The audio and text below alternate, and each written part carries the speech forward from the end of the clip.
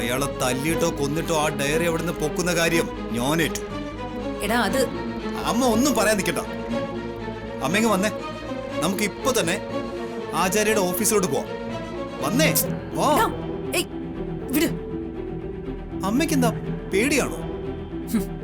പേടിയൊന്നും ഉണ്ടായിട്ടല്ല. പക്ഷെ ഏതൊരു കാര്യം ചെയ്യുമ്പോഴും ബുദ്ധിയോടും വിവേകത്തോടു കൂടിയും വേണം നമ്മൾ അത് ചെയ്യാൻ. അയാൾക്ക് 2 തല്ല് കൊടുത്ത് ആ ഡയറി എടുക്കുന്നോണ്ട് എന്ത് സംഭവിക്കാനാ പോകുന്നത്? വിനയ്, ആചാര്യ സമൂഹത്തില് നിലയും വിലയും ഉള്ള ഒരാളാ.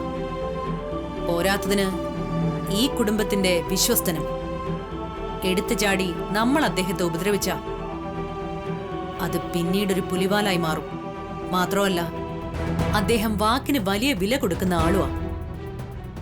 അയാളെ കൊന്നാ പോലും ഡയറി നമുക്ക് കിട്ടാൻ പോകുന്നില്ല. പിന്നെ എങ്ങനെ നമ്മളത് കൈക്കലാക്കും? എടാ മോനെ, ആ ഡയറി തന്ത്രപൂർവം വിശാലിന്റെ കൈകളിലേക്ക് എത്താനുള്ള ഒരു തന്ത്രം നമ്മൾ ഉണ്ടാക്കണം.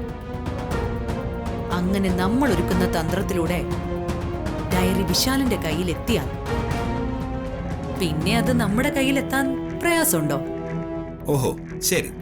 അതിനുവേണ്ടി എന്ത് തന്ത്രം പ്രയോഗിക്കും? അത് നമുക്ക് ആലോചിക്കാം.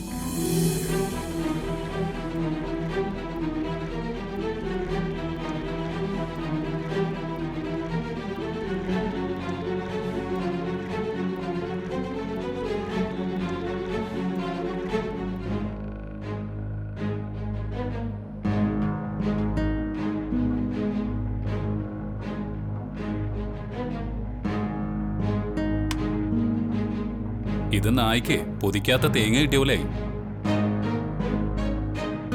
റിയ ഇതേ ഫേസ് ഐ ഡി വെച്ച് ലോക്ക് ചെയ്തിരിക്കുക. അവളുടെ മുഖം കാണാതെ ഈ ഫോൺ ഓപ്പൺ ആവില്ല.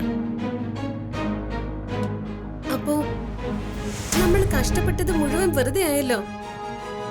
ഇത് ഓപ്പൺ ചെയ്യാതെ അവള് നിരന്തരം സംസാരിക്കുന്നത് ആരോടാണെന്ന് നമുക്ക് അറിയാനും പറ്റില്ലല്ലോ. പാർവതി, നീ എന്താ ഈ ആലോചിക്കുന്നത്?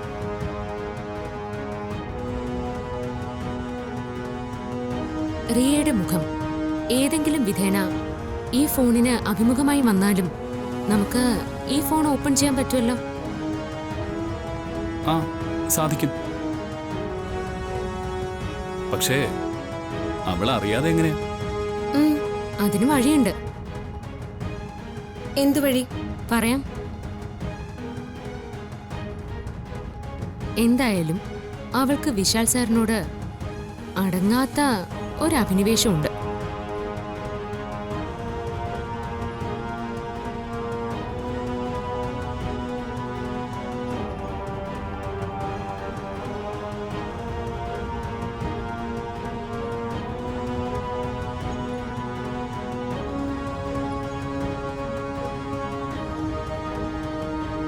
എങ്ങനെയുണ്ട്?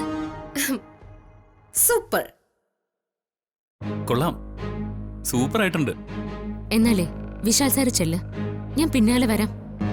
ശരി, ദാ പിടിച്ചോ.